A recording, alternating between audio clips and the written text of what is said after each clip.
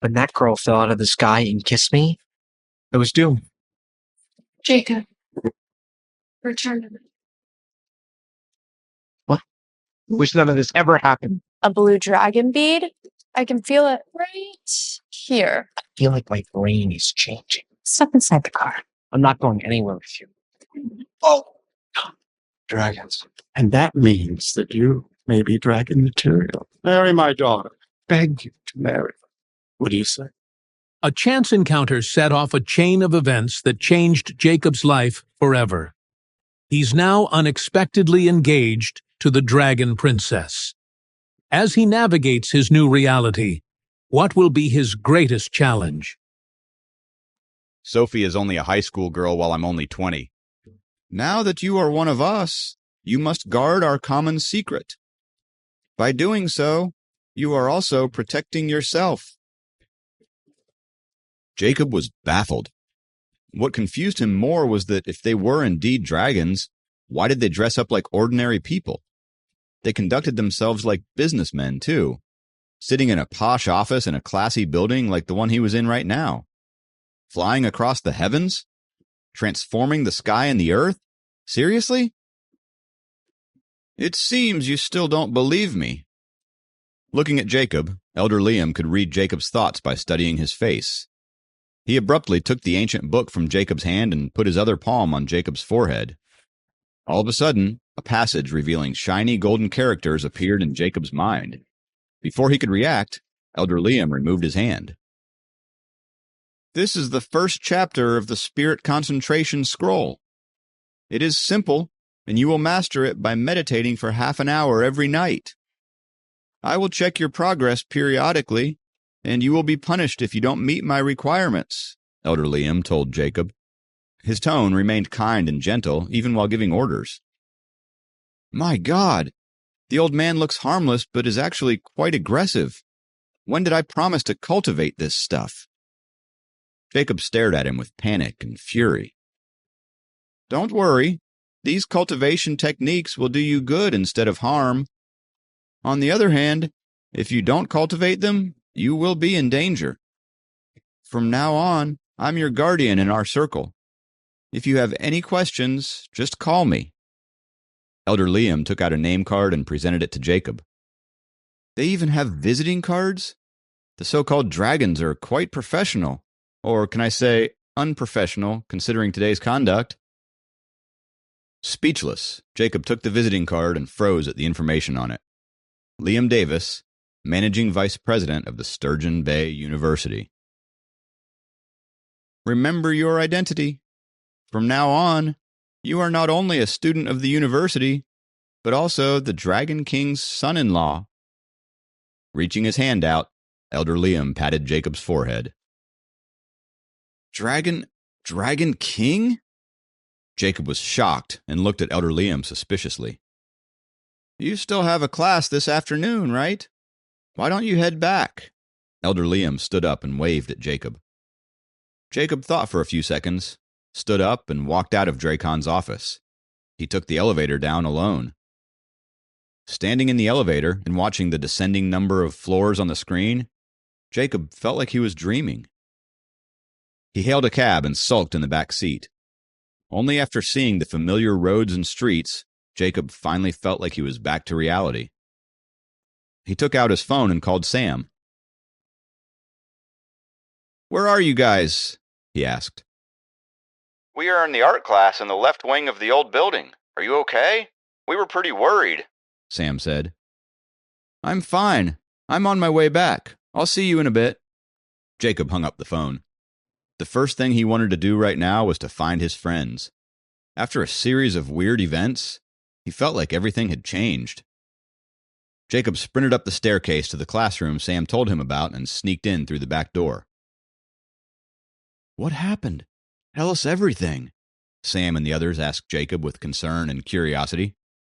Jacob sighed. I don't want to talk about it. Jacob waved his hand and sat down. Kathy, the class president who usually sat in the front, saw that Jacob had come back. She turned around to look at him. Seems like Kathy has started taking a lot of interest in you lately, one of Jacob's roommates nudged him. Jacob wasn't in the mood, despite seeing that Kathy was straining herself to look at him. He tried to remain calm and asked, "Hey, what's the name of our principal?" "Thomas Jones. Did you not know that?" said Sam. "What about the vice principal?" Jacob asked again. "The managing vice principal's name is Liam Davis. I don't know about the others, but he's of great importance." It seemed like Sam was in a mood to show off his knowledge about who's who of the campus, and Jacob let him. Sam went on, "The managing vice principal is the most powerful person in the school, as he is just underneath the principal. Plus, everyone regards him and gives him all the importance." Jacob heard everything Sam said and didn't say anything more. "Why are you asking about him? Is this related to the principal?" Sam asked Jacob. "Nothing."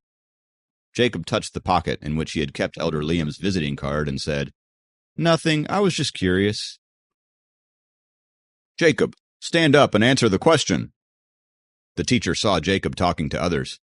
He also knew that Jacob wasn't in the class before and realized he must have sneaked in.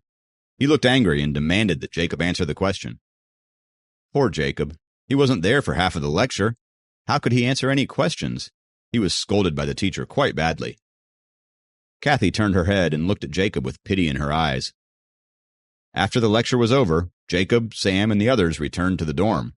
Their other friends visited shortly after the class and asked about the pickup incident. Jacob lied that his mother's elder brother from Singapore came down to see him, and it was a surprise. He simply picked him up for a meal, and that was that. He covered it up and didn't go into an elaborate story to avoid follow-up questions. "You haven't been yourself lately. Did you get rejected by a girl?" Sam blurted out later at night. Jacob was doing his homework, and he had a text message from Kathy a few seconds ago. "Nah, I've been busy lately." Jacob wasn't paying much attention to Sam, nor did he expect Kathy to send him a text.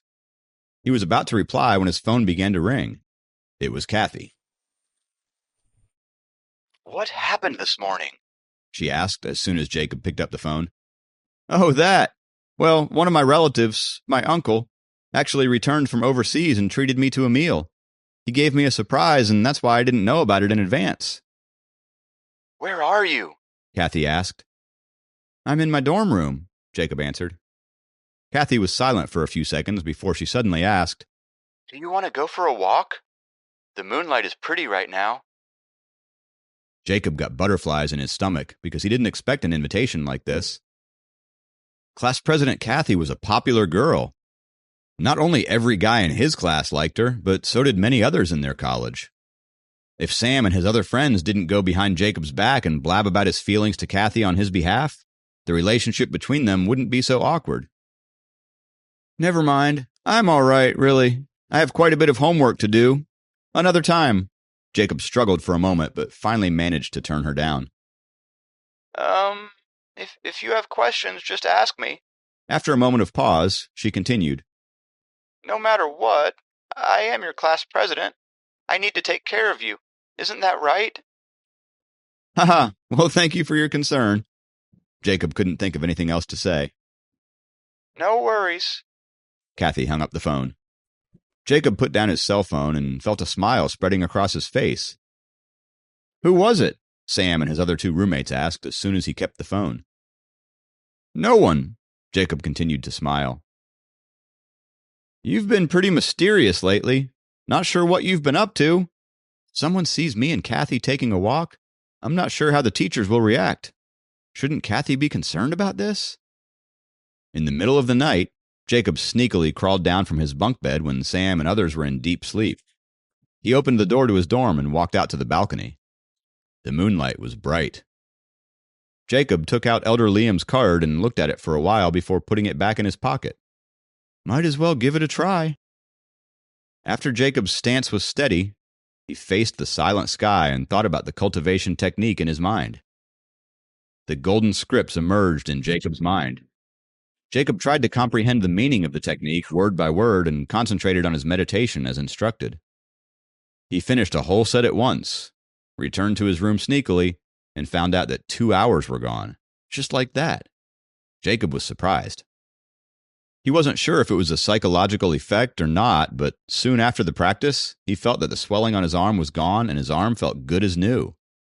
He was relieved, but still in disbelief of his new world full of dragons. Whatever, I've done my part. Time to go to bed. Jacob suppressed all the other thoughts and fell asleep at once. In the next few days, life had become as dull as watching a stream of water. All the attention that Jacob had attracted in the last week was gone. However, Kathy still seemed to have an interest in Jacob. She kept glancing at him in class. Meanwhile, Jacob continued practicing his meditation every night after his roommates went to sleep, but there weren't any developments or visible changes. Soon enough, it was Thursday, one of the most exciting days for all students studying mechatronics. It was not exciting because of a compulsory course for the second-year students, weak optical signal processing, but it was exciting because of the teacher who was taking that class. Hurry up! Hurry up! We have to get the seats in the front row! Rushing out of the advanced maths class, Sam dragged Jacob and ran crazily towards another big classroom. Save 2 seats for us! Sam yelled out to one of his friends, but it was in vain. The first 15 rows were already occupied. We're too slow, said Sam in a disappointed tone. He picked the center seats, dragged Jacob with him, and saved 2 seats for his other friends. No, man, this is so far behind. The other 2 friends were equally dissatisfied when they saw the location of their seats. These people skipped classes to get those seats. What can I do? Sam said, innocently. Didn't you claim that you must marry her? You don't even have the guts to skip class, Sam's friend mocked him. Weren't you excited since yesterday for her lecture? Why didn't you bunk your class? Sam chuckled back at him. Soon the classroom was full, and even Kathy couldn't manage to get a front row seat. In fact, she had to sit far behind Jacob and his group. You've been having quite a few eye contacts with Kathy lately. Are you guys secretly dating? One of the classmates asked Jacob. I've been with you all day. When do you think I have these secret dates? Jacob rolled his eyes. The classroom was noisy. Other than Jacob's class, there were 4 other classes here as well. Everybody was talking, especially the guys. The bell rang, and a pretty-looking teacher walked in. All the guys gasped. She looks prettier than what we had heard about her, Sam said dreamily. As the guys gasped, Jacob couldn't help but stick out his head to look at their new teacher. It wasn't difficult to guess why the classroom was packed with male students. Susan walked to the front of the dais slowly in her high heels. Today, we are going to talk about the 3rd module. Everybody, open your textbook to page number 73. Susan's soft tone traveled from the microphone in front of her to every corner of the classroom. I'm in heaven. Sam was drunk on her voice. It would be so pleasant to have this kind of lecture every day. She's really pretty, Jacob looked at her and thought. The engineering students knew that they were going to have her only for a few sessions, and they wanted to make the most of it. In addition to her attractiveness, Susan's lectures were clear, organized, and easy to understand. Even the girls in the class had good reason to admire her. The 90-minute lecture sadly came to an end after all. Susan usually left the lecture hall promptly after the class, but she did something unusual today. You, follow me to my office. Susan pointed out in Sam's direction. Me? Sam couldn't believe his ears. No, not you. The one to your right. It was Jacob she wanted. Will Jacob be able to uncover the truth about Susan's mysterious summon? What ancient secrets will he unlock next? And how will they change the course of his destiny? Stay tuned to find out. Please subscribe to the Pocket FM YouTube channel and press the bell icon for instant notification. Check out our channel for more such exciting shows.